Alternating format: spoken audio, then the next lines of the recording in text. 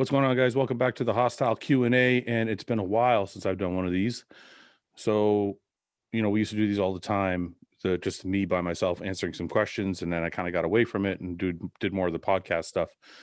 But we've decided to start doing them again. And again, I want to preface this all with, I'm not a scientist or a guru. The answers you guys are going to get are from me and my personal experiences as a bodybuilder throughout my own career, what worked for me, and what helped me get to the top of the bodybuilding world.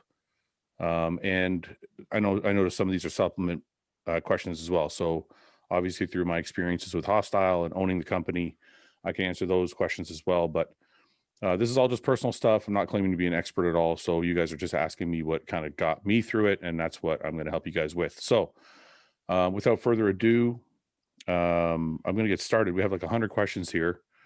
And since it's not a podcast format, I can kind of burn through them and try and get through as many as possible. I'm going to try and do an hour worth of questions, and we'll see what we can do. So let's get on to it. First question: what do you guys look for in sponsoring an athlete? Well, we just brought on quite a few athletes. I like looking for the younger guys that are hungry. Number one, I like looking for people that aren't already sponsored. I like looking for people that look like they train really hard. Physique matters to me. I care if they have potential in the sport. Their following matters to me. It doesn't have to be huge, but I have to see that there is some potential in their posting. They post every day. They post every couple hours or whatever. They post at least every other day or every third day. They're interactive with their fans that post on their posts. And they're not just kind of posting things and ignoring everybody who comments. Those things matter. All of those things matter. There's so many boxes to check to become an athlete. And then it also depends on what that person expects. I mean, if you have somebody who's never had a contract, doesn't have a pro card, doesn't have a big following, but they want to get paid $1,000 a month, it's probably not going to work out, right? So expectations have to be reasonable. Potential has to be there. Social media work ethic has to be there. Work ethic in the gym has to be there. All of these boxes have to be checked off before I feel like. I think one of the biggest things for me too, though, is Hosstile as a brand is known as a hardworking bodybuilders type brand. And whether you're in classic men's physique or bodybuilding, or you're in the women's side of things, I like people more who kind of show that work ethic in their social media. You can kind of see it in their social media profiles, and that's also a main component that we look for.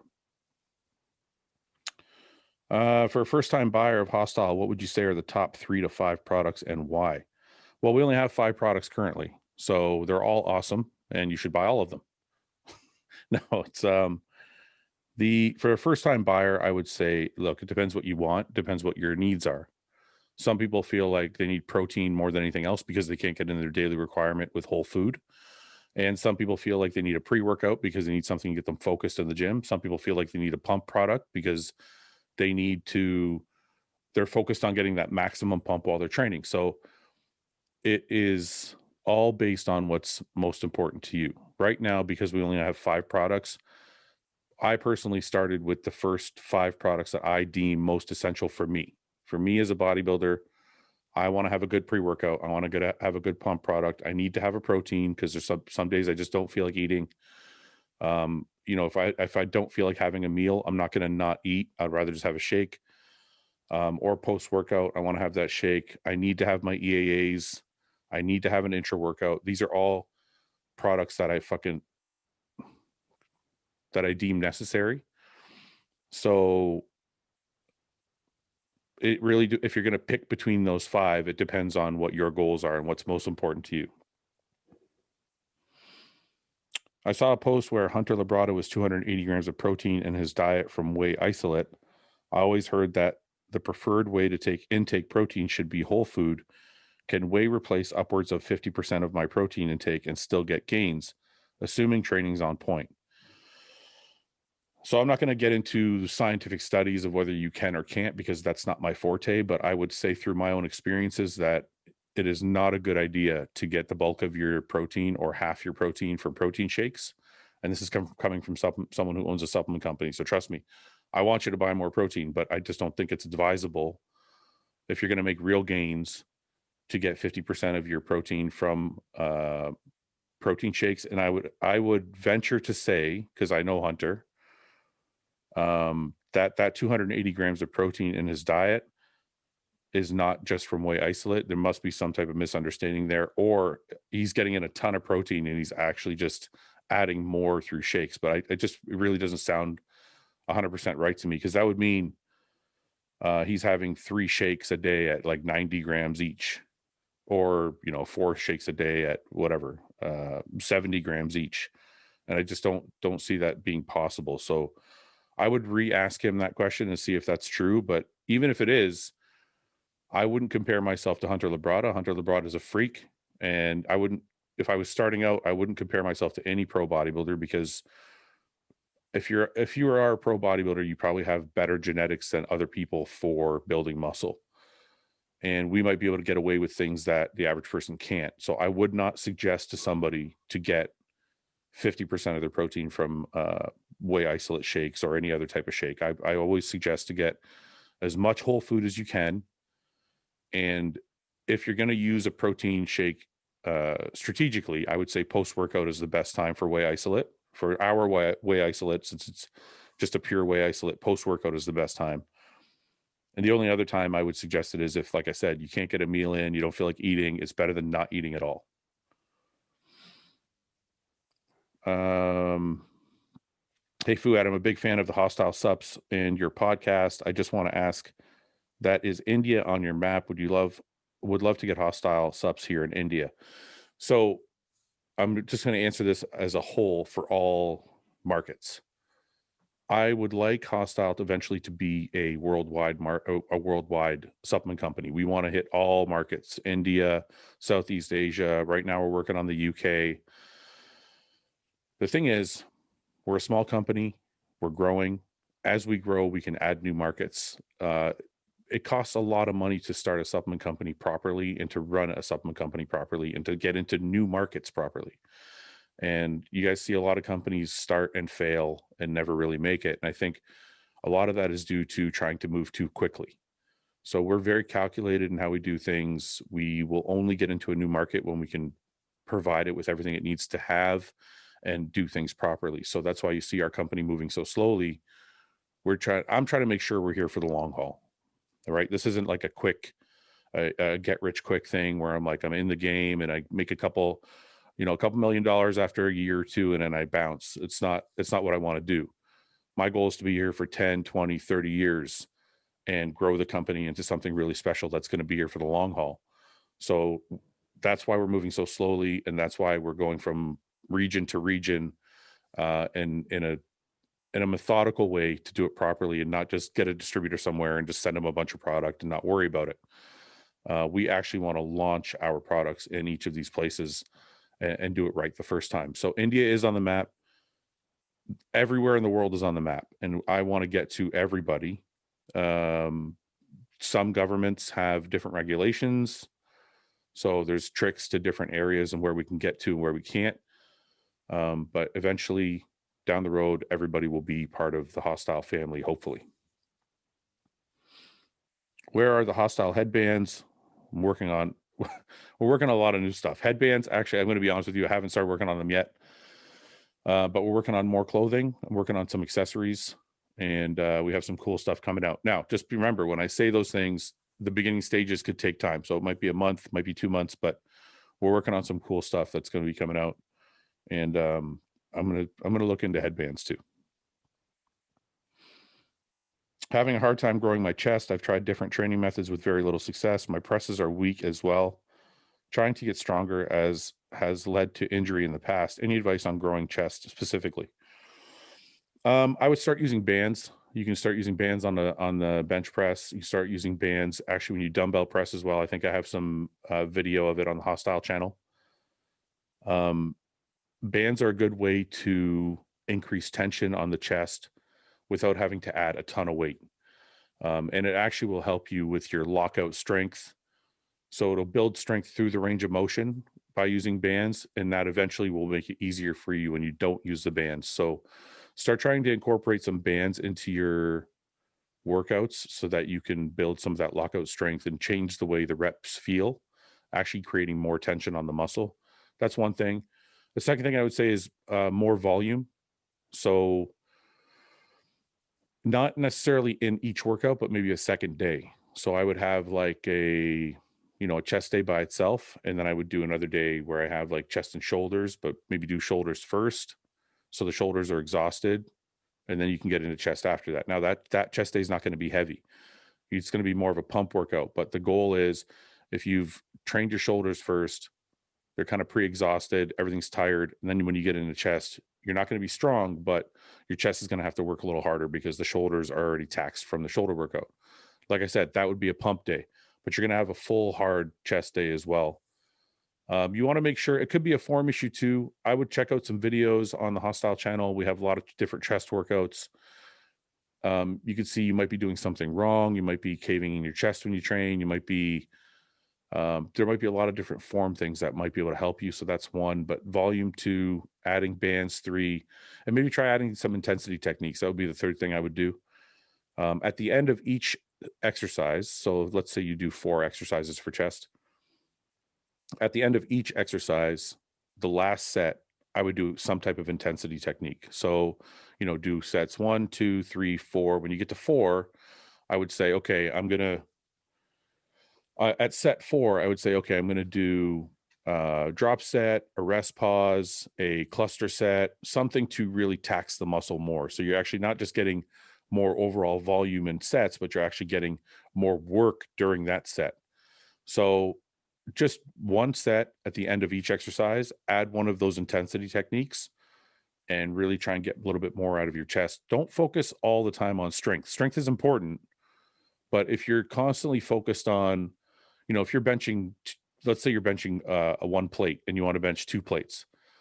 If you can barely bench 2 plates and you're doing it like 3 or 4 or 5 reps, and they're not really good reps, they're kind of shit reps, you're hurting your own progress. Back off to a plate and a half and try and get really good form and build your strength. Don't force your strength. You know what I mean? Like sometimes people say, well, I want to squat 5 plates, so I'm going to put 5 plates on the bar and I'm going to squat, but their squat looks like shit. It's like, oh, I went down 2 inches and went back up. Oh, I squatted 5 plates. That didn't do shit for you. It didn't build your legs, didn't build your strength. All it did was build your ego.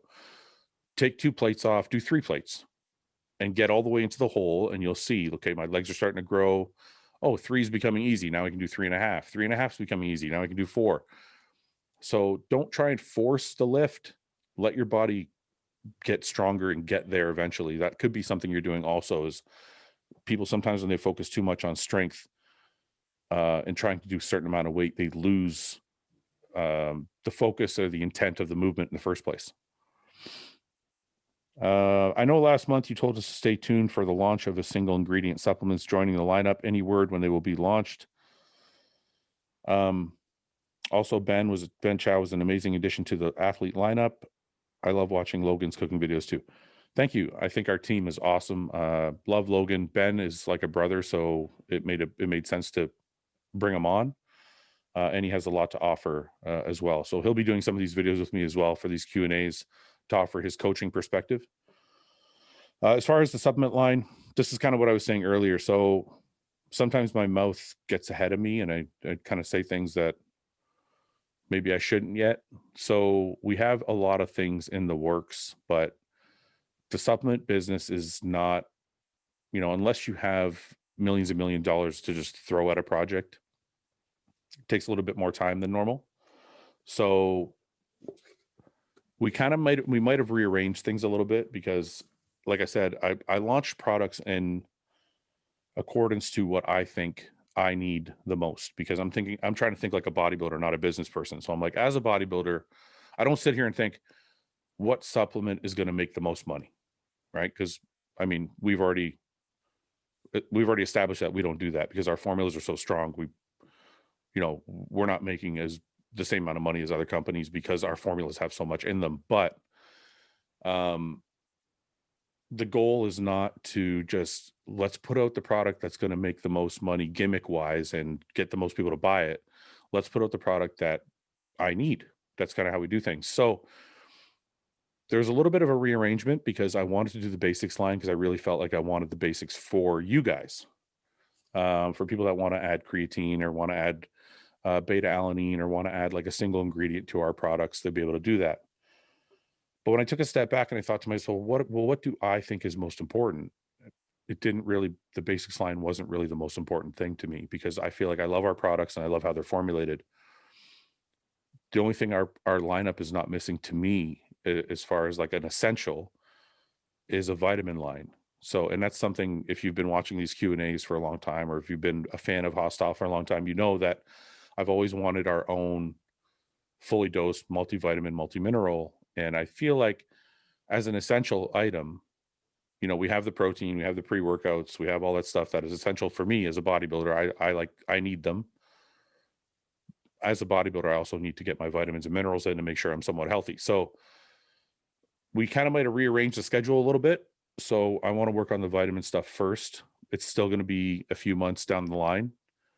But that's kind of the way we're headed right now. And the basics line will come after that. Is it okay for a tall person with an insanely fast metabolism to utilize multiple cheat days, or should they just try and eat a shit ton of clean food? You guys know how I feel about this. Okay. It's not, I don't have the common misconception, in my opinion, nowadays is that you can eat really, really clean and get huge. And it's just never been the case for me. And I have yet to see anybody do it. People point to James or, James has put on a ton of muscle. That's very, very true. But James put on the base of his muscle eating a ton of not clean food, like, not that he was dirty bulking all the time, but James, used to eat boxes of cereal and he used to eat this and he used to eat that. And it wasn't always a perfectly clean diet. And that's how he put on a ton of muscle. Now, could James have put on that same amount of muscle eating perfectly clean? We'll never know because he's already, halfway into his career. I have yet to see anybody get really, really big without implementing cheats, especially somebody that's a hard gainer. So what I would say is you don't want your diet to be complete shit. I don't think if you're a hard gainer, it means you can go to McDonald's every night. What I do think it means is you should be using some calorie dense foods. Like a lot of people will do chicken and rice. If you're a hard gainer, instead of doing chicken and rice, maybe you should be doing beef and pasta with some olive oil, with some pasta sauce. I still don't think that's bad. Yes, there's a little bit of sugar in the pasta sauce, and yes, there's fat in the beef, and yes, you're adding olive oil, but yes, you need it because you're a hard gainer and you need stuff to move a little slower through your system. And I think that's what the fats do. And you need that calorie dense food. Like a bowl of pasta and ground beef is going to be far more calorie dense than a plate of chicken and rice. So you guys who are out there struggling to put on weight, you really need to rethink these things. And those of you who aren't, those of you who are bulking and you're just getting fatter and fatter, you're the ones that need to consider the cleaner diet, the, not a mega calorie surplus to put on weight and all this stuff. You guys are the ones who need to monitor things a little bit more. Like myself, I kind of tend to gain fat pretty easily. If I start cheating every single night, I will get fat. So I leave my cheats to 1 or 2 a week. Wednesday night, Saturday night, those are my cheats. Wednesday's usually a little bit cleaner cheat. Like I'll make my own burger, my own pasta, whatever. I'll have a big, huge bowl of pasta. I won't measure anything. I'll just eat whatever I want. Saturday night, I might do something shittier, some fast food or a pizza or something like that. But if you're a hard gainer, you might need that bowl of pasta every single day. You don't need the pizza every day. That could be a, once a week thing, but you might need that, pasta and meat sauce every single night. You might need, lasagna. You might need burgers. And I don't mean like McDonald's burgers. I mean like homemade. You might need to make your own homemade burgers. Get the bun, eat the bun. It's like, it's not, people think, oh, I eat bread, that means I'm going to get fat. If you're a hard gainer, you might need that bread. Make your own potatoes. So get an air fryer, strip up potatoes, throw them in the air fryer with some olive oil. You can eat a pound of potatoes that way. And it's going to be really easy versus trying to bake it in a microwave or some shit. Learn to eat more calorie dense foods so that if you're a hard gainer, you're getting in these calories, but without eating it's not just shit calories from McDonald's or ice cream or whatever. You don't give yourself an excuse to not have a plan, is what I'm trying to say. So if you're a hard gainer, it doesn't mean that you get to not have a plan and you get to eat whatever the fuck you want. If you're a hard gainer, it means I still need the same plan that the guy eating the chicken and rice has, but my plan is going to be more calorie dense and I'm going to stick to it. And that is the only way to tell if you're making progress. Because I feel like a lot of times hard gainers have this excuse of, oh, I have to eat more food. So they eat all types of different stuff. And every day it's different. And you can't gauge what your progress is if you're eating a different thing every single day. Right. So even if you're a hard gainer, set up your diet and stick to it, even if it includes a homemade burger with homemade fries, or if it includes pasta, meat sauce, or whatever calorie dense food you've injected in there. Make sure it stays that way every day so you know where to take things out and put things into your diet to make sure you keep growing or losing fat if you need to later on. So that's my best advice for people with fast metabolism. You guys have it tough. I almost feel like it's easier for people who are a little bit chubbier because you can it's easier to take food away than it is to force feed yourself, but that's where the calorie dense foods come into play. Do you superset neck and calves?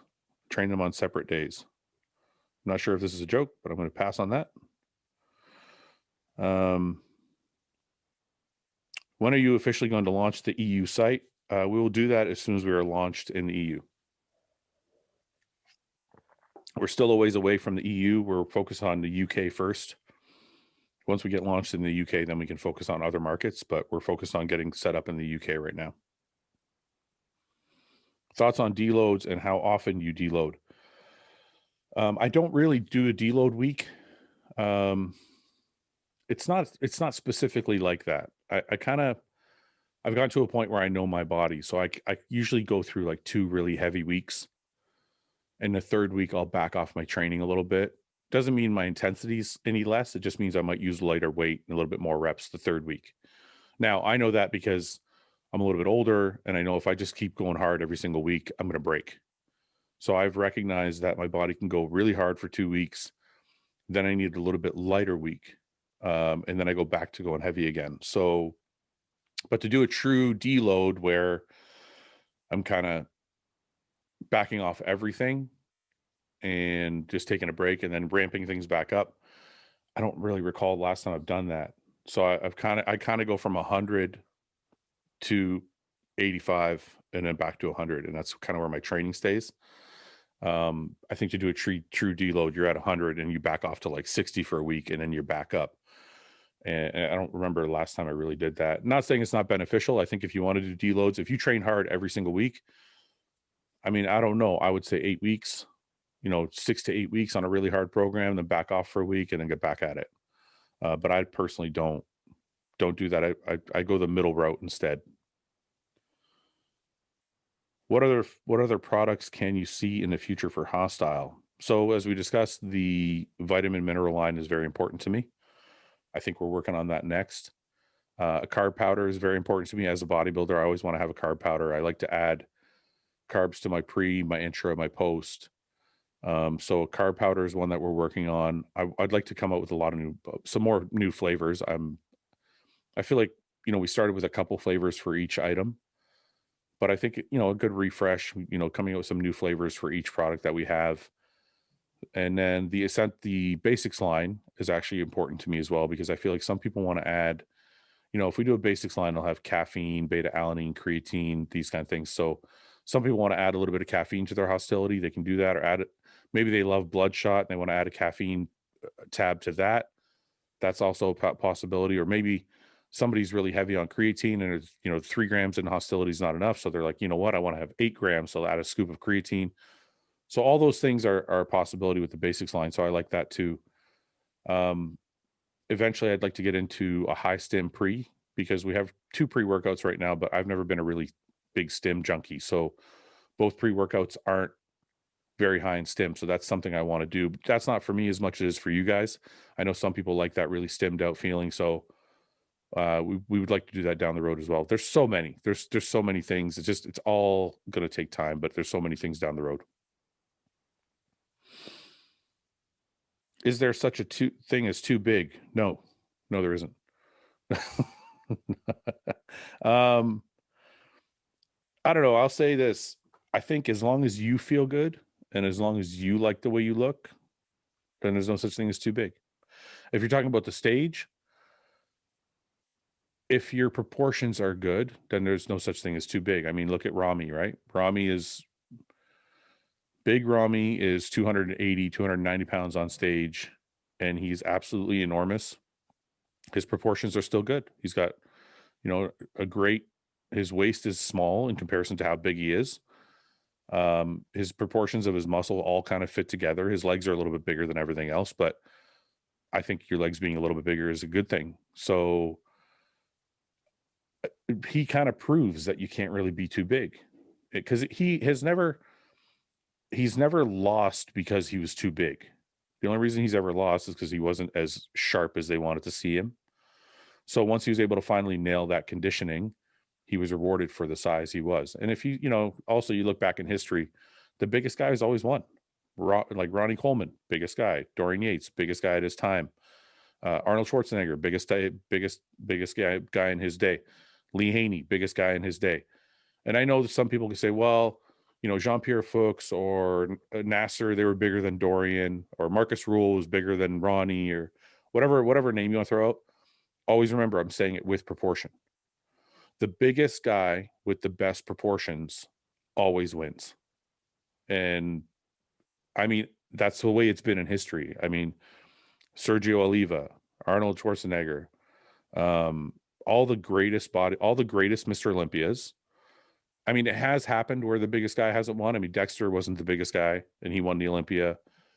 But when all things are equal, proportions being good, conditioning being nailed, the guy with the most muscle is going to win. Dexter beat Jay because Jay was off, not because Dexter had a better physique. Jay was off in 2008, so Dexter capitalized on it. And, going down the line all the way, for the most part, the biggest guys win. So I don't know. I mean, in daily life, you can be as big as you want. It's your life. You can be as big as, you feel good being. On stage, history has dictated that when the biggest guy has good proportions and he's in great condition, the biggest guy wins. So it is a bodybuilding contest at the end of the day. What age is late to start a career in bodybuilding? Okay, well, I'm going to put this two ways. The positive thing to say is it's never too late. The truth is there is a time frame where it becomes not very realistic. So I started at 20 and I felt like that was late because a lot of my peers started when they were like 14, right? So, but I'm not going to say 20 is too late. It was just something I felt was too late because so many people had started when they were younger that I knew. If you go to 25, if you're good, if you have great genetics and you're 25, then it's not a big deal either. You turn pro by the time you're 30, 32, and really start making an impact. You have a good 8 years.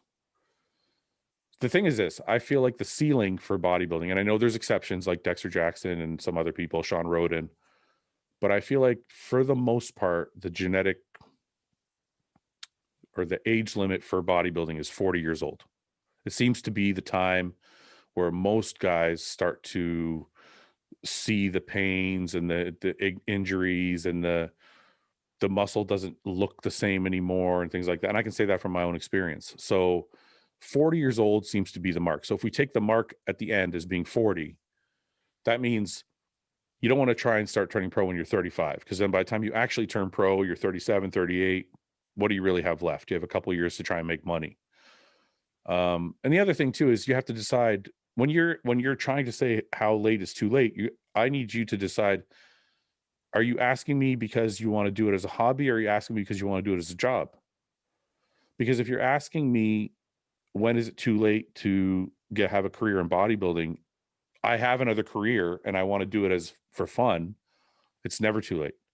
If you're saying I want it to be my only career and this is a thing that I want to make money at and I don't want to do anything else, then we can go back to the timeline and say, okay, if 40 is your deadline to retire, I think if you want to make a living in the sport, you want to be a pro by at least 35, right? I mean, you can make money and not be a pro, but I'm saying if you're saying I want to be a pro bodybuilder and that's what I want to do and that's how I want to make money, I think you need to be a pro by at least 35 just to give yourself 5 years of like time frame to make money, because you're going to have to retire around 40, 42, somewhere in there. You're not going to, very, very, very few people are ever going to do what Dexter did and compete till they're 50. So ideally, if a friend came to me and he was like 27 and he said, hey, you know, I want to be a pro bodybuilder. And let's say he had the genetics for it. I'd say, cool. You know, I think it's a good idea, man. I think if you get started now, you probably turn pro in 3, 4, 5 years, and you have a good, you know, decade or a little less to make money. I think if somebody came to me and they were 35 and they said, I think I want to be a pro bodybuilder, I'd be like, it might not be the best use of your time at 35, man. So, you know, that there's so many different factors that might, like, I have so many questions back to the person to be able to give them a proper answer, but just off the top of my head, that's kind of how I think about it. It's a young man's game for sure. Like, ideally for myself, when I was 27, I said, because I started 20 and I turned pro at 27, and I said, if I don't turn pro this year, I'm not doing this again. Because I knew I wanted to have a job, like I wanted to start making money by the time I was 30. So I'm like, if I don't get it this time, I'm just going to move on and try and get myself into another career so I can start making money by the time I'm 30 years old. And luckily I got my pro card that year and the rest is history, but that's kind of how I think about it myself. Should I cut out THC close to a show? I heard I can hold water. I know Ian says he uses it every day, but does he cut it out? I don't know. It's something you should probably ask Ian. I don't smoke weed, so I don't know how it affects the body. I do know that when it comes to showtime, I cut out everything that is affecting me. So yeah, if you think it affects the way you look at all, I mean, you should know while you're prepping, right? You should know when you smoke, oh, I look this way the next day, or I look this way a couple hours after, or whatever. If it's affecting the way you look, then dump it, right? But if it's not, then it doesn't matter what Ian says or what I say or what anybody says. If you smoke and the next day or the next hour or whenever you look at yourself, you still look awesome, then I wouldn't worry about it. Do you think there's a detriment to too much activity where it impedes muscle growth, assuming the calorie surplus is equivalent, 8K steps a day versus 13K steps? I do actually. I don't want to say steps though. Like, I don't think somebody walking around an office building is going to like really affect the way you're growing as long as you're getting enough food. But I have had clients in the past where, like, you know, they'd be eating like 5,000-6,000 calories a day, and they were training, but then they would go play like house league soccer, or like they would play pickup hockey with their friends a couple times a week at an ice rink, or basketball in some like house league. And I'm like, look, man, you know, you can't be out skating around a rink 3 times a week. And because the thing is this, you can only eat so much food, right? So if I have you eating the max amount of food and you're not putting on weight, but you're also going to an ice rink 3 times a week and playing hockey, it's going to be hard for you to add mass, man. Like, the whole thing of eating and sitting your ass on the couch, it works. Like, I'm sorry to tell you, but like, I'm not saying everybody should be a couch potato, but if you're a hard gainer, and I preface this with, if you're a hard gainer, because if you put on weight really easily, then yeah, it might not matter. It might not matter for you to go to the rink and get some exercise in and whatever. But if your focus is to be a professional bodybuilder, you don't want to waste any energy on anything else. I want to be a pro bodybuilder. I want the food I eat to go to repairing my muscle that I trained the night before. So when you're asking me this question, we have to establish first, is your sole purpose for training to put on as much muscle as possible, or is your sole purpose for training just to look good? If your purpose for training is just to look good, then yeah, go play hockey, go play soccer, take 1,000,000 steps at work. It doesn't matter, right? If your sole purpose is to gain as much muscle as possible and get the best legs you can get and the best you possibly can and be a pro bodybuilder, then be a pro bodybuilder and act like a pro bodybuilder. And I would never go train legs, and then like the next day or that night go run around a soccer field kicking a ball and all that. I wouldn't do that, because I'm like, this has got to be detrimental to the workout I just did and gaining more muscle, more mass. No matter how much you eat, it won't keep up. Like, I think you need to rest to grow. That's part of bodybuilding, is rest is a major component. So you need to establish what your main focus is before before we can answer that question 100% honestly.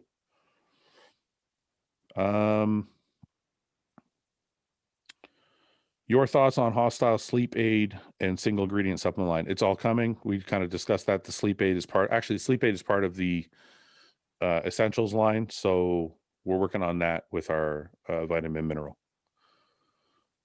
Do you prefer front load or rapid back load on peak week? Thanks, Sauce. Actually, I prefer no load, to be honest with you. The best, and I've actually, from doing podcasts with all the guys, I've realized that the best looks on stage come from being ready early and then slowly eating up to the show. So not really a load. Like a traditional carb load is, okay, depleted, and then I carb load, and then I go on stage, or reverse, whatever. The best thing is I'm eating, 200-300 grams of carbs a day, because I was ready early. So I'm still eating 200 or 300 grams a day. I still feel pretty full every day. And the week of the show, I might have added 50 or 100 grams. So now I'm doing 350, 400. It's not really a load. You're kind of just kind of walking in with a small elevation. To me, and to most of the people I've spoken to, that is the absolute best way to get on stage. None of this like deplete and jump and all, because you have to nail it so perfectly that a lot of times guys miss, and you end up watery on stage, or you end up flat on stage, or, it doesn't. The best way is to be ready, 3 or 4 weeks out, and then start slowly increasing your food from there, so that you're actually eating more going into the show, and you just kind of walk on. And, me and Nick Walker talked about that. That's what happened to me when I won my shows. I think Ian said something about that for the New York, because Tampa, they tried to load and not load. And I think for New York, it was more of a gradual, just eat my food and walk on stage. And the more people I talk to, the more I realize that is actually the best way to look your absolute best. May I say that I love the Q&As back. Have listened to the old ones like 10 times over and over. Big base of my own meal plan is based on your answers to people's questions. I thought there was a question there. Thank you very much, man. I appreciate that. Blast and cruise, or blast and come off, different for goals. I'm not going to answer gear questions on the Hosstile channel, guys. So we'll save that for podcast with the guys. Any plans on releasing Hosstile subs to a store and in Canada? Yes, it's on the list. It's just a little bit hard. To my Canadian fans, I have to apologize to you guys all the time, right? Because I'm Canadian, and a lot of you are upset that we didn't launch here first. But my fan base is 80% American, and we had to give the company the best opportunity to succeed because it's such a saturated market. So we had to launch in the US, which has been a good strategy for us so far. Canada is definitely on the list. It's somewhere we need to launch either right after the UK or after Australia, but the deciding factor is really the government. There's a lot more stuff that goes into launching in Canada. Like, you have to get Health Canada numbers, and you have to have different labeling because it's French and English on the label, and just a lot more hoops to jump through. So we're coming. It's just all in due time. Can Bloodshot be used as an intra along with Silo 9? If I'm already taking Hostility, I love the pumps from Bloodshot, but some days I need the caffeine. Or can I do 100, 200 milligram tablet of caffeine along with Bloodshot? My opinion is not to use Bloodshot as your intra. It's definitely a pre-workout. I have actually many times just dropped 200 milligram capsule. I'll just kind of break it open and drop 200 milligrams of caffeine into that, and it actually is perfect.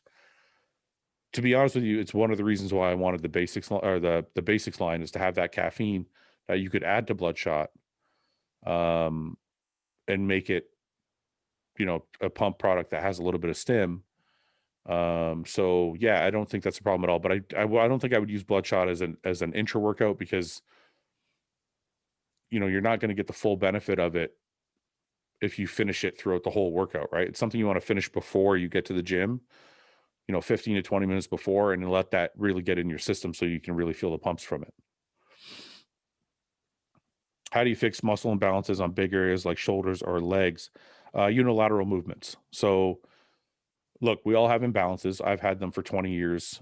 Nothing I've done is be able to fix it, right? Like my left side of my body is all bigger than the right side of my body. And I do a lot of unilateral movements. I do a lot of focus, focus on the smaller side, try and get it to grow. I think it's just something that we all have. Most of the time, you're the only one that can see it.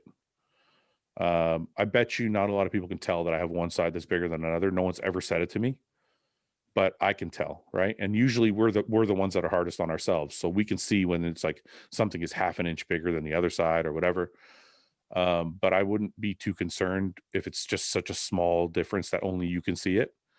And if it's a bigger difference, then yeah, I would do a lot of unilateral movements, just start doing a lot of dumbbell stuff, one arm at a time, one leg at a time, and really try and focus on the side.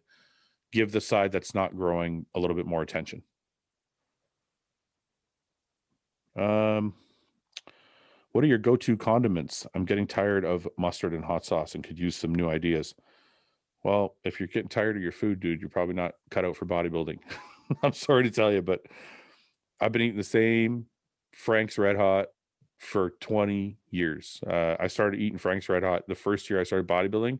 I just put it on my ground beef and rice yesterday. So I'm not one of these. Listen, there's different types of bodybuilders, right? Like there's guys that will go scour the grocery store for every different crazy condiment they can find that has low calories, and they'll have a different one for each day. There's some bodybuilders that don't use condiments at all. Like James. James doesn't use any condiments at all. And there's some bodybuilders like me who find a couple that they like, and those are the ones they kind of stick with. So for me, ketchup, Frank's Red Hot, low calorie barbecue sauce, mustard. I just cycle through them. When I get sick of one, I'll just start eating a little bit more of another. But if I'm sorry, I don't have a great answer for you, but I'm sure if you go to the grocery store and start looking at the back of labels, you can find some low calorie stuff that you might like. I know a lot of people like the Walden Farm stuff. You can try that too. But yeah, I'm kind of a creature of habit. So I just stick to those 4 or 5 condiments that I like. Do you guys use massage guns? If yes, what, for, and how? I see some people using massage guns before their workouts. I'm not a big fan of that. I'd rather do a little bit of foam rolling before my workout, or just ride a bike or something, or do some type of mobility work for my shoulders to get myself ready to train. My preference for the massage gun is actually after. So when I get home, I've had a meal and I'm relaxing. If I want to loosen up the muscle I just trained, I like maybe I did legs and my quads feel really tight, I'll hit them with a massage gun, or same thing, chest, shoulders, whatever muscle you trained. It feels really tight, you want to loosen it up, hit it with a massage gun. It's a good way to kind of get your body to relax and start the recovery process. But I don't. Yeah, some people use them before. It's not my thing really. So thanks for watching. Please subscribe, share with your friends, and like the video. And if you get a chance, check out the description for all the different links to all the different places you can find Hosstile and myself. And lastly, check out hosstile.com for our new line of supplements and all of our apparel and gear. Thanks again for watching.